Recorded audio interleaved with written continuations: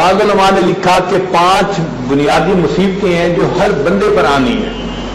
ہر بندہ ان 5 مصیبتوں سے گزر کر رہے گا، نیک ہو یا بد ہو. ایک موت کی مصیبت، دوسرا قبر کی مصیبت، تیسرا حشر کی مصیبت، اور چوتھا نامہ اعمال ملنے کی، اعمال تلنے کی مصیبت، وزن اعمال، اور 5واں پل صراط سے گزرنے کی مصیبت. تو یہ 5 مصیبتیں ہیں جس میں سے ہر انسان کو بالآخر گزرنا ہی پڑے گا. اللہ تعالیٰ نے 5 نمازیں فرض فرما دی. میرا جو بندہ 5 نمازیں پڑھے گا میں اس کے لیے ان 5 مصیبتوں کو آسان فرما دوں گا.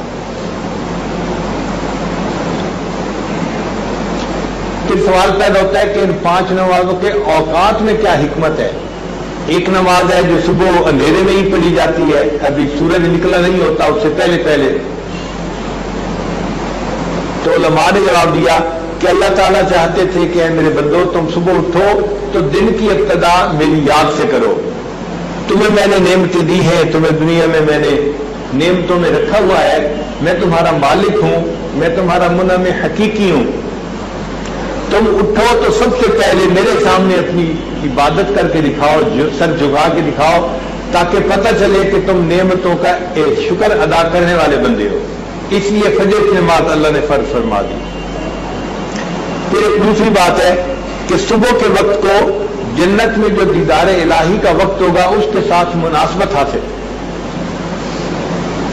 جنت میں جب اللہ تعالیٰ کا دیدار ہوگا، لا یرون فیہا شمسا ولا زمہریرا، وہ بھی صبح کا وقت ہوگا، ٹھنڈا وقت ہوگا، نہ رات ہوگی نہ دن ہوگا. تو اس وقت کی وجہ سے اللہ تعالیٰ نے پسند فرمایا کہ میرے بندو تم دنیا میں اس وقت میں میرے سامنے عبادت کرو گے، جب جنت میں آؤ گے تو میں تمہیں اپنی تجلی سے نوازوں گا.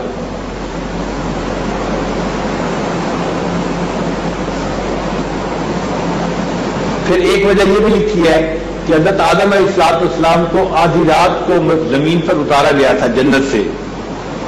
تو آدم علیہ السلام تو جنت کے رہنے والے تھے.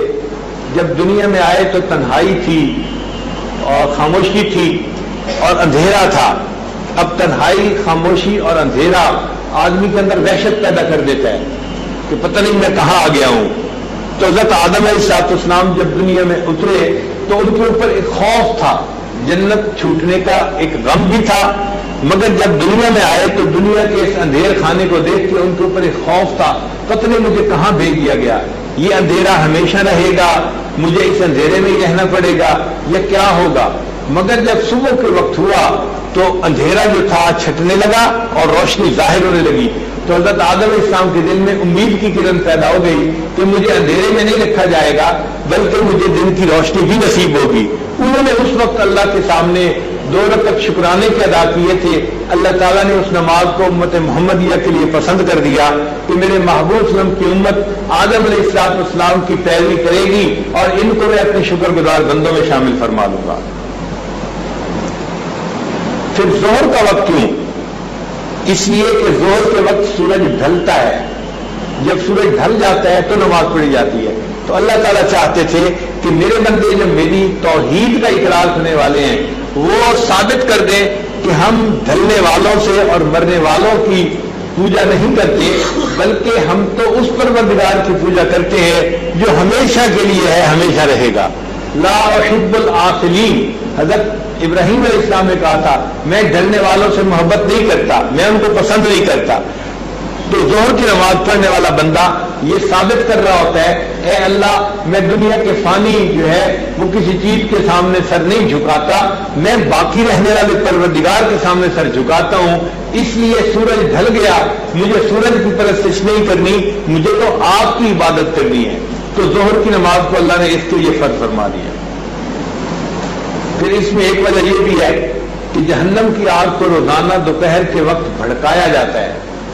ہوتا ہے نا چولہے میں نئی لکڑی ڈالی جاتی ہے کہ آگ بڑھ جائے، تو جہنم کی آگ میں جو فیول ڈالا جاتا ہے وہ دوپہر کے وقت ڈالا جاتا ہے. تو جس وقت جہنم کی آگ کو بھڑکایا جاتا ہے اللہ تعالیٰ نے اپنے پیارے نبی صلی اللہ علیہ وسلم کی امت کے لیے پسند فرمایا کہ یہ امت اس وقت میں نماز پڑھے، میں ان کو جہنم کی آگ سے نجات عطا فرما دوں گا. پھر عصر کی نماز اس لیے کہ 24 گھنٹے میں 2 مرتبہ فرشتوں کی ڈیوٹی بدلی جاتی ہے، 12 گھنٹے کی ڈیوٹی ہوتی ہے، ایک صبح کے وقت ہوتی ہے اور ایک عصر کے وقت۔ عصر کے وقت دن کے فرشتے جا رہے ہوتے ہیں اور رات والے فرشتے ڈیوٹی پہ آ رہے ہوتے ہیں۔ اللہ تعالیٰ نے اس وقت نماز کو پسند فرمایا تاکہ میرے محبوب صلی اللہ علیہ وسلم کی امت پر 2 فرشتے دونوں گواہی دیں، جانے والا بھی گواہی دے کہ میں نے نماز پڑھتے دیکھا اس کو جب میں آیا، اور آنے والی بھی گواہی دے کہ جب ہم گئے تو یہ نماز پڑھ رہا تھا۔ اس لیے والصلاۃ الوسطیٰ اس نماز کو اللہ نے پسند فرمایا، اس لیے کہ مومن کی اس میں زیادہ جو ہے وہ ایک اکرام ہے۔ حضرت یونس علیہ السلام کو مچھلی نے عصر کے وقت پیٹ سے نکالا تھا۔ جب اللہ نے حکم دیا مچھلی کو تو وہ سمندر کی تہ میں تھی، وہ سطح پر آئی اور اس نے آ کر یونس علیہ السلام کو اپنے پیٹ سے نکال دیا، تو عصر کا وقت تھا۔ تو اللہ تعالیٰ نے پسند کیا کہ میرے یونس علیہ السلام عصر کے وقت مچھلی کے پیٹ سے نکلے تھے، میرے محبوب صلی اللہ علیہ وسلم کی امت عصر کی نماز ادا کرے گی، میں ان کو پریشانیوں کی مچھلی کے پیٹ سے نکال دوں گا، عصر کی نماز کے بدلے میں ان کے حالات کو بہتر کر دوں گا اور ان کو پریشانیوں سے نجات عطا کر دوں گا۔